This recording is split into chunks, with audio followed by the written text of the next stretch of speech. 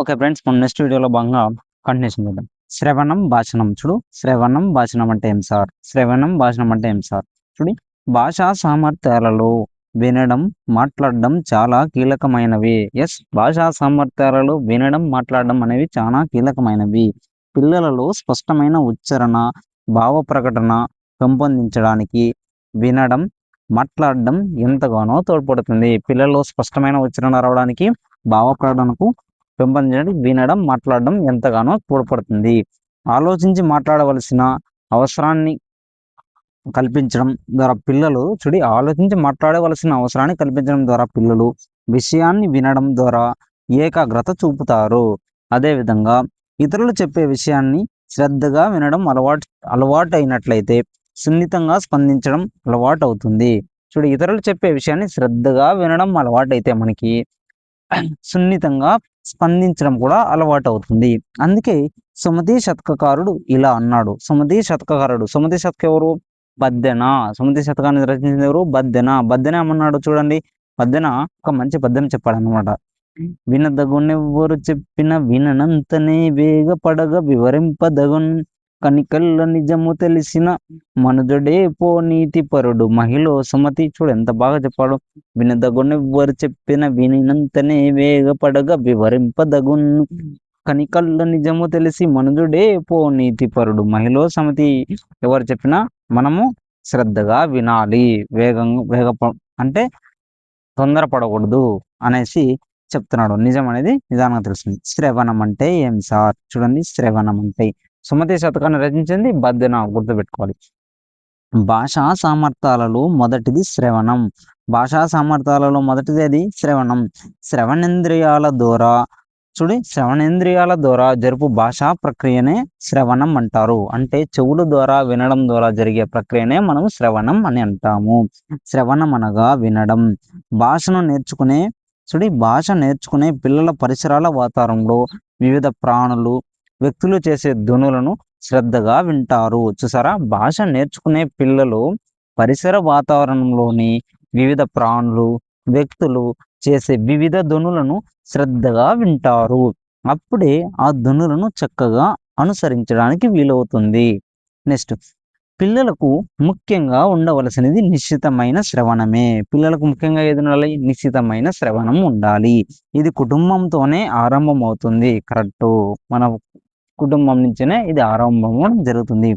భాషా సామర్థ్యాలలో శ్రవణం మొదటి స్థానంలో పెట్టిన కారణం కూడా ఇదే. ఎందుకంటే శ్రవణం అంటే వినడం ద్వారా నేర్చుకుంటారు కాబట్టి ఇది దీన్ని మొదటి సామర్థ్యంగా పెట్టారు. భాషా సామర్థ్యాల్లో మొదటి సామర్థ్యంగా మనం ఏది పెట్టుకున్నాము? శ్రవణాన్ని పెట్టుకోవడం జరిగింది. ఇంకా ఏమన్నా ఉందా సార్? చూడండి, నెక్స్ట్ పారాగ్రాఫ్లో ఏం చెప్తున్నారంటే, అధునాతన సాధనాలైన టెలివిజన్, క్యాసెట్లు అంటే సీడీలు అంటారు కదా, సీడీలు అవి మొదలైన వాటిని విద్యార్థులు వివిధ సంభాషణలను, చర్చలను విని శ్రవణ నైపుణ్యాన్ని అభివృద్ధి చేసుకుంటారు. అధునాతనమైన సాధనాలు ఏవి? టీవీ, టెలివిజన్, మొబైల్ మొదలైన వాటిని అన్నిటి ద్వారా విని వచ్చే వాయిస్ని విని మనోళ్ళు వివిధ నైపుణ్యాలకు సంబంధించిన సంభాషణలను విని శ్రవణ నైపుణ్యాన్ని అభివృద్ధి చేసుకోవడం జరుగుతుంది. ఉపాధ్యాయుడు పిల్లవాడు వినే విధంగా చక్కని భాషను స్పష్టమైన ఉచ్చారణతో ఉచ్చరిస్తే, ఉపాధ్యాయుడు పిల్లవాడు వినే విధంగా, మనం యాజ్ ఎ టీచర్గా పిల్లవాడు వినే విధంగా చక్కని భాషను స్పష్టమైన ఉచ్చారణతో ఉచ్చరిస్తే విద్యార్థులు ఆ ఉచ్చారణను శ్రద్ధగా విని శ్రవణ నైపుణ్యాన్ని బాగా అభివృద్ధి చేసుకుంటారు. ఉపాధ్యాయుడు చక్కగా వివరిస్తే, చక్కగా ఉచ్చరిస్తే విద్యార్థి చక్కగా విని నేర్చుకోవడం అనేది జరుగుతుంది. తద్వారా మంచి భాష అనేది కూడా అలవడుతుంది. అయితే ఉపాధ్యాయుని సంభాషణ ఆకర్షణీయంగా ఉంటేనే విద్యార్థుల్లో వినాలనే కుతూహలం ఉంటుంది. అవును సార్, చూడండి, మన సంభాషణ అనేది, ఉపాధ్యాయుని యొక్క సంభాషణ అనేది ఆకర్షణీయంగా ఉంటేనే విద్యార్థుల్లో వినాలనే కుతూహలం అనేది ఉంటుంది. తొలి దశలో భాషా నైపుణ్యాలను పెంపొందించడానికి బోధనోపకరణాలు ఎంతగానో సహాయపడతాయన్నది యథార్థము. కరెక్టే కదా. తొలి దశలో భాషా నైపుణ్యాలు పెంపొందించడానికి బోధనోపకరణాలు టీఎల్ఎమ్స్ అనేవి చాలా ఉపయోగపడతాయి. ఇది నిజమైన మాట, కరెక్టే. ప్రాథమిక దశలో శ్రవణ నైపుణ్యాన్ని పెంపొందించడానికి కింది ఉపకరణాలను మనము ఎంతగానో ఉపయోగిస్తాం. శ్రవణ వినడానికి సంబంధించిన వాటిని మనము కొన్ని వాడతాము. చూద్దాం ఏమేమి ఉన్నాయి ఒకసారి చూద్దామా. టీవీ కార్యక్రమాలకు పిల్లలు ఆకర్షితులవుతారు. టీవీలకు పిల్లలు బాగా ఆకర్షితులవుతారు. వాటిలో మంచి కార్యక్రమాలను ప్రదర్శించి శ్రవణ శక్తిని పెంపొందించవచ్చు. మంచి కార్యక్రమాలను ప్రదర్శించి శ్రవణ శక్తిని పెంపొందించవచ్చు. అదేవిధంగా విన్న విషయాన్ని తిరిగి వారి చేత చెప్పించడం ద్వారా వాళ్ళు విన్న విషయాన్ని తిరిగి వారి చేత చెప్పించడం ద్వారా శ్రవణ నైపుణ్యాన్ని మదింపు చేయవచ్చు. ఖచ్చితంగా శ్రవణ నైపుణ్యాన్ని మనం మదింపు చేయొచ్చు. తప్పులు ఏమన్నా ఉంటే సరిదిద్దవచ్చు. శిశువుల సంభాషణను టేప్ చేసి శిశువుల సంభాషణను టేప్ చేసి తిరిగి వారిని వినిపించడం అంటే టైప్ చేసి అంటే మనము రికార్డ్ చేసి మళ్ళీ వినిపించడం ద్వారా భాషా ధ్వనులు శ్రద్ధగా విని ఉచ్చరించడంలో శిశువు ఉత్సాహం కలిగించవచ్చు. ఓకేనా. వాళ్ళే వినడం వల్ల మళ్ళీ శ్రద్ధగా ఉచ్చరించడం అనేది నేర్చుకుంటారు అనమాట. చక్కటి కథలను చెప్పడం ద్వారా శ్రవణ శక్తిని పెంపొందించవచ్చు. అయితే ప్రాథమిక స్థాయిలో సామర్థ్యాల అభివృద్ధికి ఉపాధ్యాయుడు చేపట్టే కార్యక్రమాల విద్యార్థుల మానసిక స్థాయిలకు అనుగుణంగా ఉండాలి. ప్రాథమిక స్థాయిలో సామర్థ్యాలు అభివృద్ధికి ఉపాధ్యాయుడు చేపట్టే కార్యక్రమాల విద్యార్థుల యొక్క మానసిక స్థాయిలకు అనుగుణంగా ఉండాలి. కార్యక్రమాలకు పిల్లలు ఉత్సాహాన్ని కలిగించేలాగా ఉండాలి. ఈ కార్యక్రమాలన్నీ పిల్లలకి ఎలా ఉండాలి? ఉత్సాహం, హ్యాపీగా, జాయ్ఫుల్గా నేర్చుకునేలాగా ఉండాలి. మనం ఇళ్లలో పాడుకునే జోల పాటలు, లాలి పాటలు, శిశుగేయాలు, అభినయ గేయాలు నేర్పించాలి. మన ఇళ్ళలో పాడుకుంటుంటారు కదా, మనమందరం కూడా ఒక సింగర్స్. ఎక్కడ ఫ్రెండ్స్? అది మనకందరికీ తెలుసు అనమాట. హాస్య, వీర్య, కరుణ, అద్భుత రసాలను సంబంధించిన కథలు చెప్పాలి. హాస్య కథలు, వీర కథలు, కరుణ కథలు, అద్భుత రసాలకు సంబంధించిన కథలన్నీ మనం చెప్పాలి. అప్పుడు శ్రవణం అనేది బాగా అభివృద్ధి చెందుతుంది. పిల్లలను ఒక చోట కూర్చోబెట్టి చెవిలో మాట వంటి పాటలు, పదక్రీడలు చేస్తే వినే కౌశల్యం పెంపొందుతుంది. మామూలుగా ఇక్కడ ఒక మాట చెప్పి ఒక క్లాస్ రూమ్ మొత్తం స్ప్రెడ్ చేస్తారు కదా, లాస్ట్లో ఏం చెప్తారు? అది వినే సామర్థ్యానికి మనము శ్రవణానికి బాగా ఉపయోగపడింది అనమాట. శ్రవణ లక్షణాలు ఇంపార్టెంట్ చూడండి. శ్రవణం లక్షణాలు. శ్రవణంతో విద్యార్థి కొంత పరిజ్ఞానాన్ని సాధిస్తాడు. ఖచ్చితంగా శ్రవణం వినడం ద్వారా కొంత పరిజ్ఞానం అనేది వస్తుంది. శ్రద్ధతో విన్న విషయం మాత్రమే బాగా జ్ఞాపకం ఉంటుంది. శ్రద్ధగా విన్న విషయాలు మనకి ఎక్కువ కాలం గుర్తుంటాయి. అంతేకాక అభ్యసనంపై ఏకాగ్రత అనేది కూడా అలవడుతుంది. మనకు అభ్యసనం పైన ఏకాగ్రత అనేది కూడా అలవడుతుంది. ఉత్తమ శ్రవణం అంటే ఏం సార్? ఉత్తమ శ్రవణం చక్కని భాష, పఠనం, లేఖనాలకు దోహదపడుతుంది. ఉత్తమ శ్రవణం అనేది దేనికి ఉపయోగపడుతుంది? చక్కని భాషకు, మాట్లాడడానికి, పఠనానికి, లేఖనానికి దోహదపడుతుంది. ఇంకా ఏమేముంది? చక్కగా విన్న విషయం క్రమ పద్ధతిలో పునరావృతం చేయగలరు. చక్కగా విన్న విషయాన్ని ఒక క్రమ పద్ధతిలో తిరిగి మళ్ళీ చెప్పగలరు. మంచి ఉచ్చారణ, మంచి శ్రవణం అనేది సాధ్యపడుతుంది. దోషరహితంగా, భావయుక్తంగా మాట్లాడడానికి చక్కని శ్రవణం అనేది దోహదం పడుతుంది. శ్రవణ నైపుణ్యాలలో పెద్ద ధ్వనుల మధ్య కూడా అవసరమైన విషయాలను గ్రహించగలుగుతారు. శ్రవణ నైపుణ్యంలో పెద్ద ధ్వనులను కూడా మనము ధ్వనుల మధ్య కూడా అవసరమైన విషయాలను మాత్రమే గ్రహించగలుగుతాము. సందర్భోచితంగా మాట్లాడడానికి సహాయపడుతుంది. సందర్భానుసారంగా మాట్లాడడానికి సహాయపడుతుంది. సామాజిక సంబంధాలను మెరుగుపరుస్తుంది. మెరుగ్గా పరచడానికి ఉపయోగపడుతుంది. సామాజిక సంబంధాలను మెరుగుపరచడానికి ఉపయోగపడుతుంది శ్రవణం అనేది. తన అభిప్రాయాలను సక్రమంగా తెలియజేయడానికి ఉపయోగపడుతుంది. నిజమే కదా. నెక్స్ట్, శ్రవణ శక్తి లోపాలు ఏ విధంగా ఉన్నాయి సార్ చూద్దాం. కొంతమందికి పుట్టుకతోనే చెవి నిర్మాణంలో లోపం అనేది ఉంటుంది. కొంతమందికి వ్యాధుల వల్ల శ్రవణ లోపం ఏర్పడవచ్చు. కొంతమందికి పుట్టుకతోనే చెవి నిర్మాణంలో లోపం అనేది ఉంటుంది. కానీ కొంతమందికి వ్యాధుల వల్ల శ్రవణ లోపం అనేది కలగవచ్చు. ఈ లోపాల వల్ల ఉపాధ్యాయుని ఉచ్చారణకు సక్రమంగా అనుసరించలేరు. ఉపాధ్యాయుడు చెప్పే మాటలను సక్రమంగా వాళ్ళు వినలేరు అనమాట. తద్వారా ఉపాధ్యాయుడు చెప్పే అంశాలపై శ్రద్ధ కూడా చూపించలేరు. కరెక్టే. అది కూడా సరిగ్గా వినబడక అయోమయంలో అసంబద్ధమైన సమాధానాలు చెప్పి తరగతి గదిలో నవ్వుల పాలవుతారు. సరిగ్గా వినక వాళ్ళకి ఈ ప్రాబ్లం వల్ల. ఓకేనా. దీని యొక్క నివారణ చర్యలు ఏం చేస్తున్నామంటే మనము శ్రవణ సామర్థ్యం కొరవడిన విద్యార్థులను గుర్తించాలన్నమాట. ఆ శ్రవణ సామర్థ్యం తగ్గిన వాళ్ళు.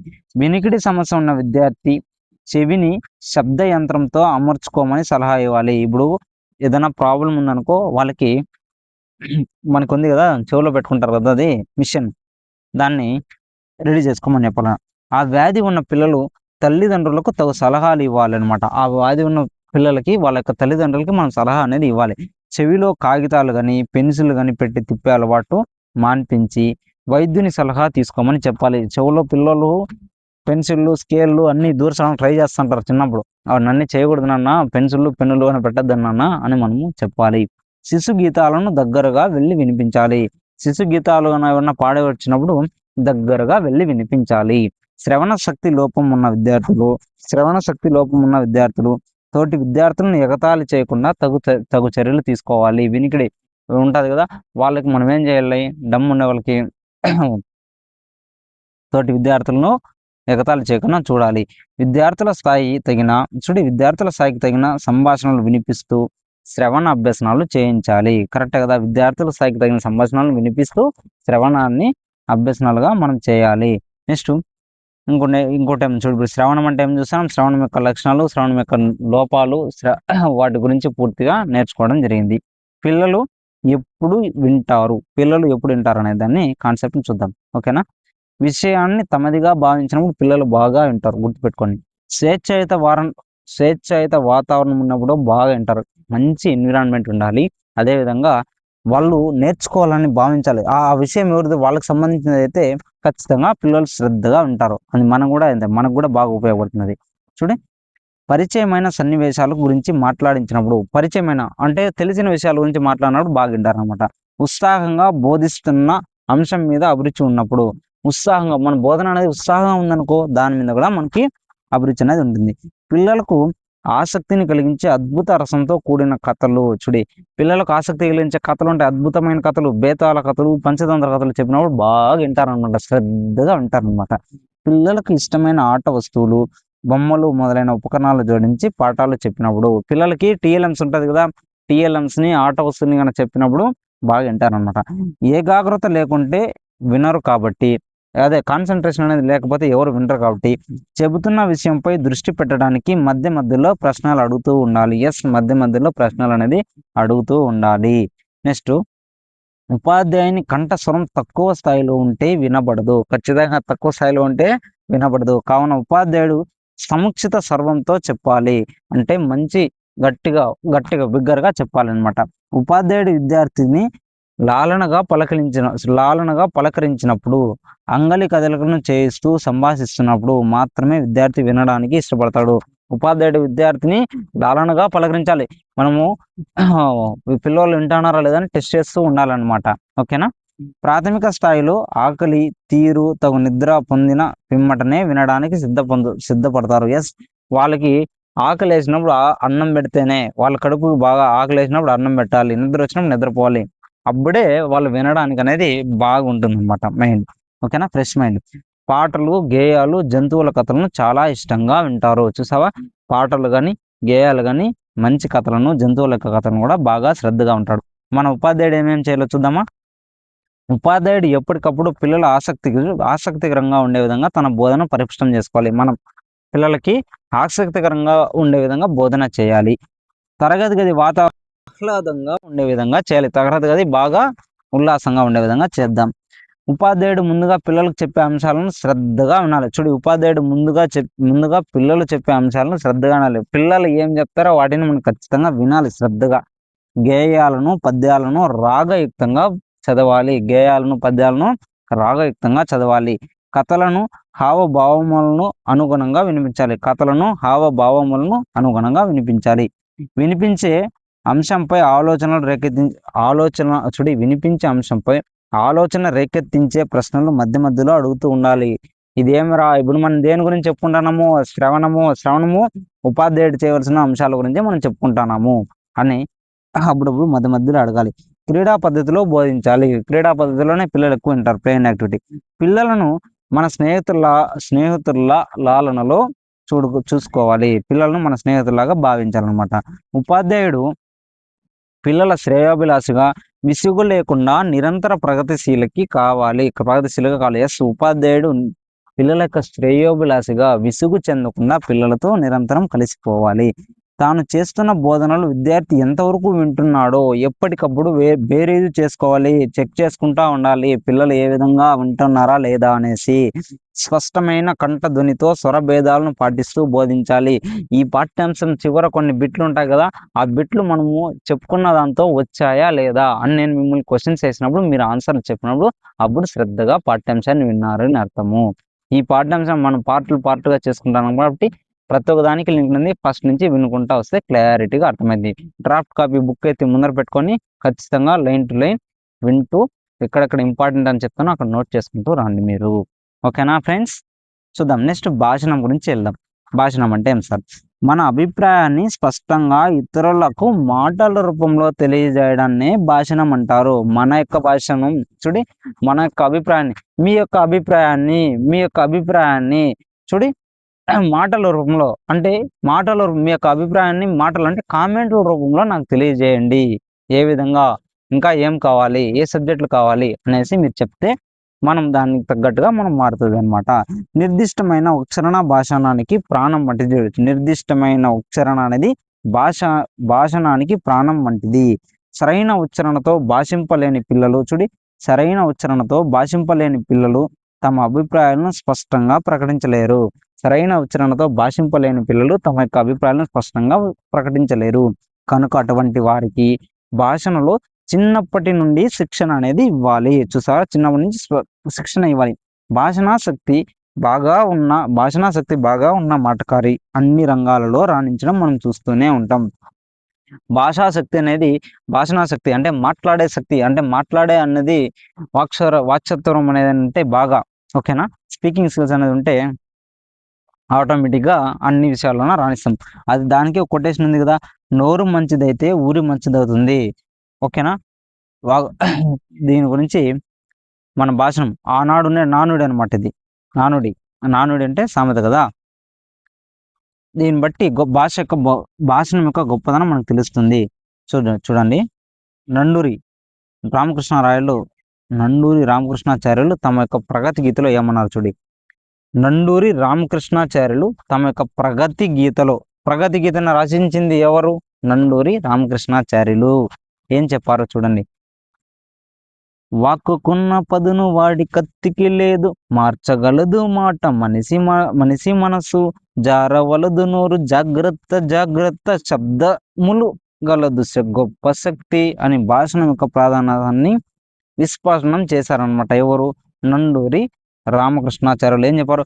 వాక్కుకున్న పదును వాడి కత్తికి లేదు, మార్చగలదు మాట మనిషి మనసు, జారవలదు నోరు, జాగ్రత్త శబ్దములకు గలదు గొప్ప శక్తి అని మన నండూరి రామకృష్ణాచార్యులు గారు చెప్పడం జరిగింది. స్పష్టమైన భాషణం చక్కని పఠనానికి కారణం. ఒక వ్యక్తి సంస్కారం భాషణాన్ని బట్టి చెప్పవచ్చు. భాషణ శక్తి అభివృద్ధికి చేయడానికి పాఠశాలలో జరిగే కృషిని వాచిక చర్య అంటారు. ఏ చర్య అంటారు? వాచిక చర్య అంటారు. ఇంపార్టెంట్ చూద్దాము. భాషణ శక్తిని అభివృద్ధి చేయడానికి పాఠశాలలో జరిగే కృషిని ఏమంటారంటే వాచిక చర్య అంటారు. శ్రద్ధగా వినడం వల్ల అవగాహన కలుగుతుంది. ఈ అవగాహనతో చక్కగా భాషింపగలడు. భాషణం సక్రంగా లేకపోతే వ్యక్తుల మధ్య అవగాహన అనేది సరిగ్గా ఉండదు. అప్పుడు సమాజం ముందుకు నడవదు. రాయడం చదవడం తెలియకపోయినా చదువుకొని వారు కూడా చక్కగా జీవనం సాగిస్తున్నారంటే దానికి కారణం ఏమిటంటే చక్కని భాషణమే. కరెక్టే కదా. రాయడం చదవడం అనేది కూడా రాని వాళ్ళు కూడా పక్కాగా పర్ఫెక్ట్గా మాట్లాడతారనమాట. దానివల్లనే హ్యాపీగా సంతోషంగా ఉండడం జరుగుతుంది. విద్యార్థుల్లో వాచిక చర్య అభివృద్ధికి సంబంధించిన చర్యలు ఏ విధంగా ఉన్నాయో ఒకసారి చూద్దాము. ఓకే. తరగతి గదిలో స్వేచ్ఛగా మాట్లాడుకునే వాతావరణాన్ని కల్పించడం ద్వారా పెంపొందించవచ్చు. తరగతి గదిలో స్వేచ్ఛగా మాట్లాడుకునే వాతావరణాన్ని కల్పించడం ద్వారా దీన్ని వాచిక అభివృద్ధిని మనం చేయవచ్చు. వాచక చర్యకు అభివృద్ధికి సంబంధించిన చర్యలు మనం ఏవి చేస్తున్నాం. నెక్స్ట్ ఇంకా ఏముంది సార్, బెరుకుగా ఉన్న విద్యార్థి చక్కగా భాషింపలేడు కాబట్టి పిల్లవానికి ఏ అంశాల పట్ల ఆసక్తి ఉందో ఆ అంశాలపై చిన్న చిన్న ప్రశ్నలు వేసి సమాధానాలు రాబట్టడం ద్వారా మెరుగుపరచవచ్చు. కొంతమంది విద్యార్థులు డల్గా ఉంటారు, వాళ్ళు ఏం మాట్లాడరు, ఎంత మాట్లాడచ్చినా మాట్లాడినా అనే మాట్లాడరు. అలాంటి వాళ్ళకి వాళ్ళ మీద వాళ్ళకి ఏది ఇంట్రెస్ట్ ఉందో, ఏది బాగా వాళ్ళు వినగలుగుతారో, ఏ అంశాల పట్ల ఆసక్తి ఉందో వాటిపైన మనం క్వశ్చన్స్ చేయడం అనేది, దానివల్ల మనకి వాళ్ళని సమాధానాలు రాబట్టవచ్చు.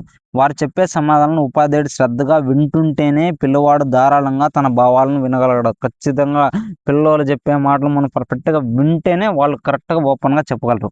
ఓకేనా, అప్పుడే మనం అతని భాషలోని లోపాలను గుర్తించి సరిచేయడానికి వీలవుతుంది. బోధనలో తెలుసుకున్న కొత్త పదాలను నిత్య సంభాషణలో ఉపయోగించడం ద్వారా వారిలో పదజాలాభివృద్ధి, చక్కని వాచక చర్య అనేది దోహదపడుతుంది. బోధనలో తెలుసుకున్న కొత్త పదాలను నిత్య సంభాషణలో ఉపయోగించడం ద్వారా వారిలో పదజాలాభివృద్ధి అనేది జరిగి చక్కని వాచక చర్యకు దోహదపడుతుంది అని చెప్తున్నారు. ఈ ప్రయోజనాలు ఏమున్నాయో చూద్దామా. భాషణం ద్వారా భాషణంకి యొక్క ప్రయోజనాలు ఏమి? భాషణం ద్వారా విద్యార్థుల్లో ఉచ్చారణ దోషాలను సరిచేసి మంచి వక్తగా మనము తీర్చిదిద్దవచ్చు అనమాట. భావ ప్రకటనలో నైపుణ్యాలని పెంపొందించవచ్చు. కరెక్టే సార్. ఓకేనా ఫ్రెండ్స్. నూతన పదాలను పరిచయం చేయవచ్చు. ఎస్, కరెక్టే. పాఠశాల ఉపాధ్యాయుల పట్ల ఉన్న భయాన్ని పోగొట్టి వాటి పట్ల ప్రేమాభిమానాలని పెంచవచ్చు. కరెక్టే. నెక్స్ట్ కృత్యాలు ఏమన్నా కృత్యాలు ఒకసారి చూద్దాం. పటాల ద్వారా కథలను చెప్పించడం, పటాలు చూపించి వాటి ద్వారా కథను చెప్పించడం, కథను చెప్పి అందులో నీతిని పిల్లవాడి నుండి రాబట్టడం. ఒక స్టోరీ చెప్పి దాంతో ఉండే నీతిని మనం పిల్లవాడి ద్వారా రాబట్టడం. నెక్స్ట్ కథ ప్రారంభంలోను ముగింపులోను పిల్లలకు ఉత్సాహం కలిగించే వాక్యాలను ఉపయోగించడం. స్టార్టింగ్లోను మళ్ళీ ముగింపులోను పిల్లలకు బాగా ఉత్సాహం కలిగించే వాక్యాలను చేయడం. ప్రముఖ భాషావేత్త పి గుర్రే, ఎవరినన్నా పి గుర్రే అనే వ్యక్తి ఏం చెప్పాడో చూడండి. ప్రముఖ భాషావేత్త పి గుర్రే పి గుర్రే భాషణాన్ని ఈ కింది అంశాలుగా నియంత్రిస్తాయని పేర్కొన్నాడు అనమాట. ఎవరు? పి గుర్రే అనే వ్యక్తి ఏమేం చేశాడో చూద్దాం. ఓకేనా. ధ్వనులను వినియోగించే విధానం ఏ విధంగా ఉంటుంది? భావ వినిమయానికి ఉపయోగించే భాషా రూపం, అదేవిధంగా వక్తకున్న వ్యక్తిత్వం, ఈ మూడింటిని మనోరు చెప్పాడు. ఎవరు చెప్పింది? పి గుర్రే అనే వ్యక్తి ఏం చెప్పాడు?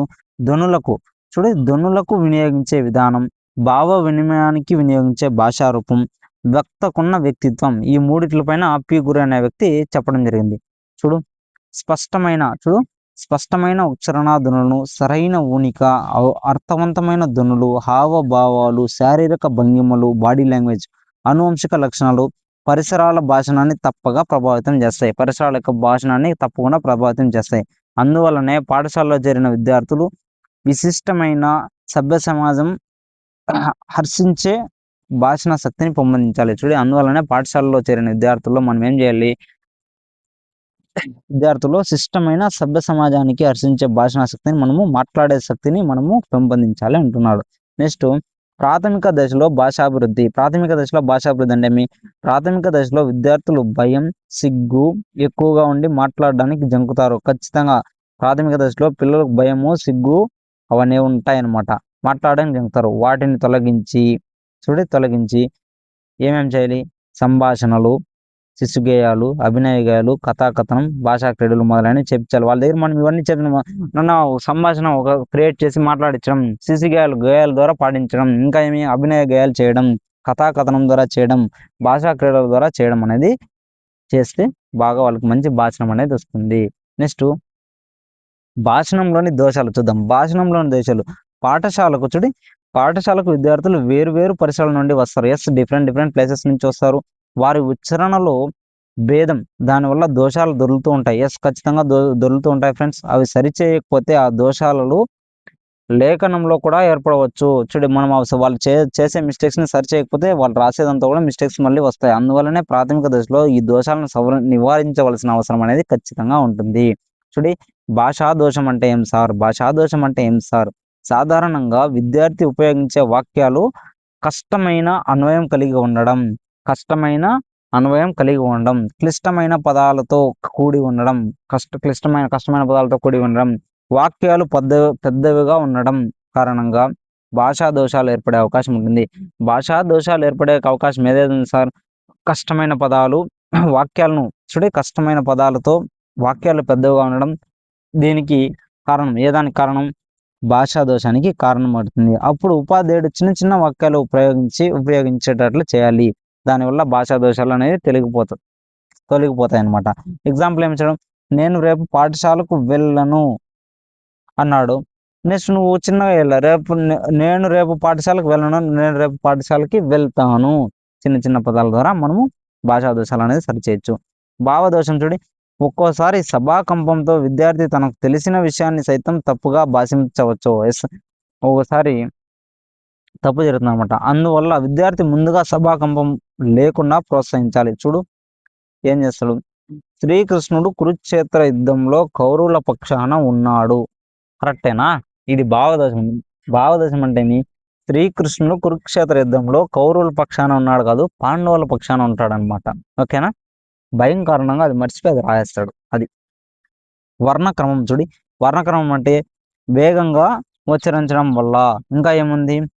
తగినంత స్వరంతో మాట్లాడలేకపోవడం, తడబాటు వలన, వాక్యాన్ని సమవేగంతో పలకలేకపోవడం. ఇంకా ఏముంది? ధ్వనులను తారుమారు చేయడం వల్ల, మహాప్రాణ అక్షరాలు పలకాల్సిన చోట అల్ప ప్రాణ అక్షరాలు పలకడం వల్ల, సంయుక్త అక్షరాలతో కూడిన పదాలని ద్విత్వాక్షరాలతో పలకడం వల్ల, సత్య హరిశ్చంద్రుడు అనేదాన్ని సత్యహరిశ్చంద్రుడు అని పలకడం. ఓకేనా? మిస్టేక్స్ అనమాట ఇవన్నీ. ఓకేనా? ఇవన్నీ లేకన్నా మనం సరిచేస్తూ ఉండాలి. ఈ లోపాలను కలగడానికి స్థానకరణ ప్రయత్నం కూడా ఒక కారణమని మనం చెప్పవచ్చు. అందుకే ఉపాధ్యాయుడు తన స్పష్టోక్షరణతో విద్యార్థిలోని లోపాలను సరిచేయవచ్చు. ఓకేనా? ఉపాధ్యాయుడు పర్ఫెక్ట్గా చెప్తే దీన్ని సవరించడం అనేది జరుగుతుంది. నివారణ ఉపయోగాలు ఏ విధంగా ఉన్నాయి? చూడు నివారణ ఉపయోగాలు ఏ విధంగా ఉన్నాయి సార్? చూద్దాం. విద్యార్థుల్లో నెలకొన్న భయాన్ని తొలగించాలి. నాకు రాదు అనే భావన తొలగించి మనకు వస్తుంది, మనం నేర్చుకుంటామనే భావన మనం స్టార్ట్ చేయాలి. కఠినమైన పదాలను విద్యార్థుల్లో మరలా పలికించాలి. కఠినమైన పదాలను మళ్ళీ మనము పలికించాలి. పిల్లలకు ఉచ్చారణలో శిక్షణ అనేది ఇవ్వాలి. భాషలోని చిన్న చిన్న వ్యాకరణ అంశాలను వివరించాలి. భాషలో చిన్న చిన్న వ్యాకరణ అంశాలను అనేది మనం వివరించాలి. పిల్లలు ఎప్పుడు మాట్లాడతారు సార్? పిల్లలు ఎప్పుడు మాట్లాడతారు? చూద్దాం ఎప్పుడు మాట్లాడతారో. ఓకేనా? కొత్తగా పాఠశాలలో చేరిన విద్యార్థికి పాఠశాల వాతావరణం, తోటి విద్యార్థులకు, ఉపాధ్యాయులకు చేయించే కృత్యాలు మొదలైనవి కొత్తగా ఉంటాయి. కొత్తగా పాఠశాలలో కొంతమంది విద్యార్థులు చేరారనుకో, వాళ్ళకి పాఠశాల వాతావరణం కానీ, తోటి విద్యార్థులు కానీ, ఉపాధ్యాయులు చేయించే కృత్యాలు అన్నీ కొత్తగా కనిపిస్తాయి. అందువల్ల ఆ విద్యార్థి భయం, సంకోచం, జంకు, సిగ్గు, బిడియం మొదలైన లక్షణాలన్నీ పెదవి విప్పి మాట్లాడు. వానికి భయము, సిగ్గు, జంకు అన్నీ ఉంటాయన్న పెదవి విప్పి మాట్లాడడం అనేది ఉండదు. అటువంటి విద్యార్థి భాషా నైపుణ్యాన్ని పెంపొందించాలంటే కింది చర్యలు తీసుకోవాలి. వానిలో భాషా నైపుణ్యం పెంపొందించాలంటే ఏం చేయాలంటే కొన్ని చర్యలు తీసుకోవాలి. పాఠశాలలో చేరిన విద్యార్థిని ఉపాధ్యాయులు ప్రేమగా పలకరించాలి. తల్లిదండ్రుల బుజ్జగిస్తూ ఉండాలి. వారిలోని సిగ్గుని, భయాన్ని, సంకోచనాన్ని పోగొట్టాలి. చిన్న చిన్న ప్రశ్నల ద్వారా గృహ వాతావరణం కల్పించాలి. శిశు గీతాలు, అభినయ గీతాలు, కథాకథనం ఉపాధ్యాయుడు చేస్తూ పిల్లల చేత చేయించాలి. కరెక్టే కదా? ప్రాథమిక దశలో సంభాషణ అనేది ఏ విధంగా ఉంటుంది? చూడు ఉపాధ్యాయుడు చేసే సంభాషణ పిల్లల్లో ఆసక్తిని, కుతూహలాన్ని కలిగించే విధంగా ఉండాలి. కరెక్టే సార్. వారి కుటుంబాన్ని గురించి, ఓకేనా ఫ్రెండ్స్? వారి కుటుంబాన్ని గురించి, వారి ఇంటిలోని జంతువులు, పక్షులు, మొక్కలు మొదలైనవి గురించి మాట్లాడిస్తూ ఉండాలన్నమాట. ఓకేనా? వారి సంభాషణలో దోషాలను ఎత్తి చూపకుండా పరోక్షంగా సరిచేయాలి. వాడు ఏదైనా తప్పు చేస్తే దాన్ని డైరెక్ట్గా చెప్పకుండా ఇండైరెక్ట్గా నేర్పించాలన్నమాట.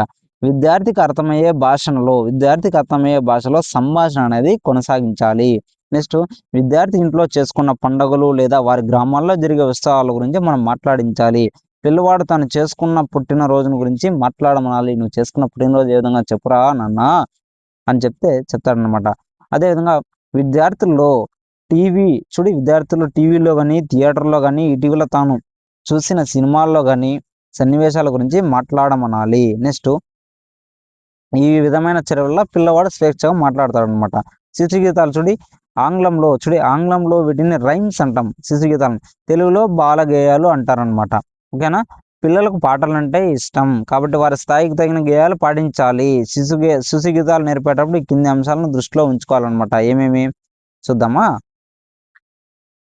తాను ముందుగా లయబద్ధంగా పాడి విద్యార్థులందరి చేత పాడించాలి. ఖచ్చితంగా మనం లయబద్ధంగా పాడి విద్యార్థులందరి చేత పాడించాలి.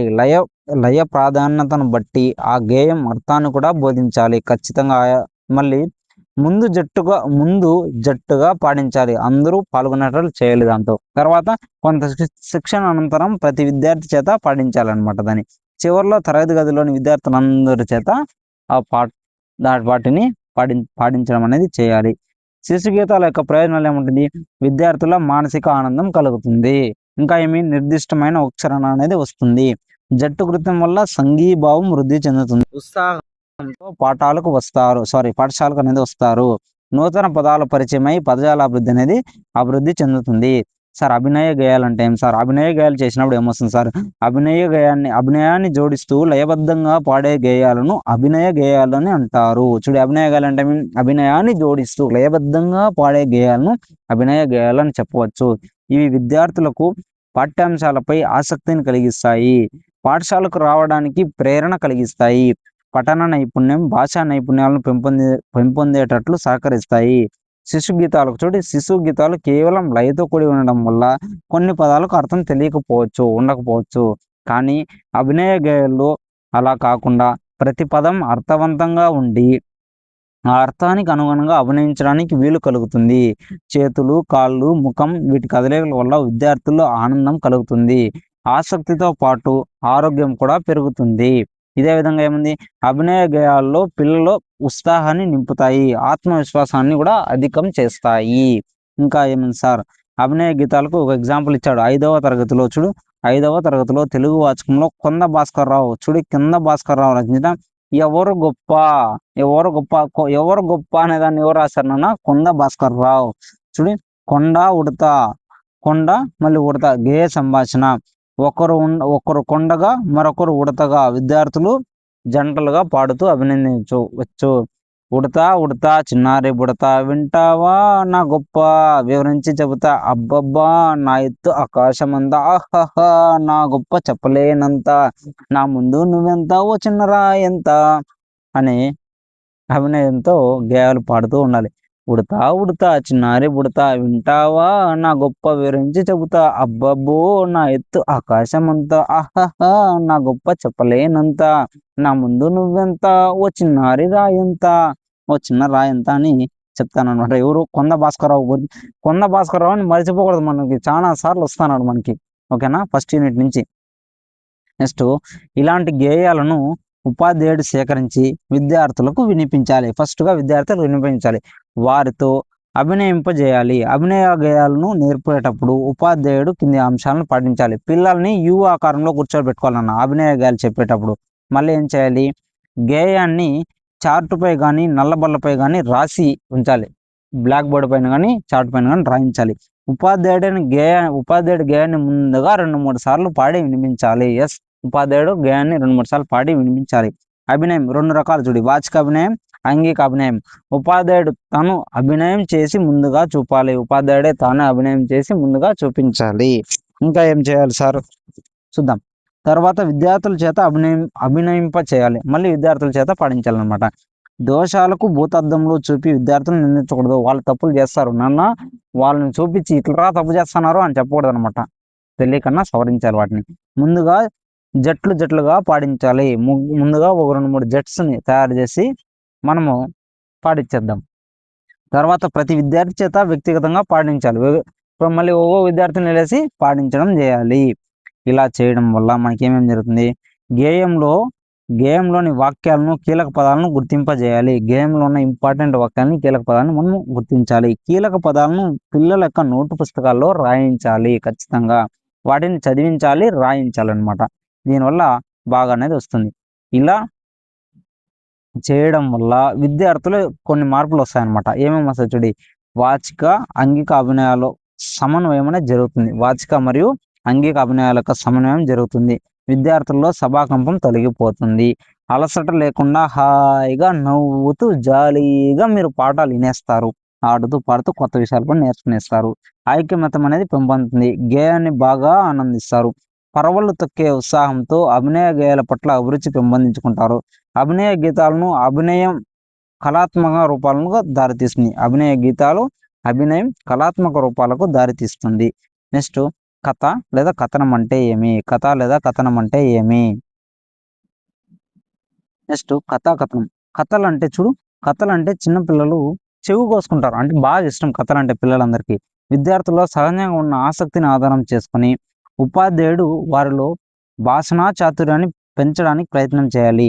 కథలలో చాలా రకాలుగా విద్యార్థుల వయస్సును బట్టి, మానసిక స్థాయిని బట్టి అల్లావుద్దీన్ అద్భుత దీపం వంటి కథలు, పరమానంద శిశుల కథలు వంటి హాస్య కథలు, బలిచక్రవర్తి, వామనుడు లాంటి పురాణ కథలు, మంచి సుమేరియుడు చూడి గుడ్ సెమారిటీ అని దేంతో వస్తుంది, మనకి ఇంగ్లీష్లో వస్తుంది కదా, బైబిల్ కథలు, మంచి చెప్పే కథలను విద్యార్థులకు ఉత్సాహాన్ని, విజ్ఞానాన్ని పెంపొందించే విధంగా ఉండాలి.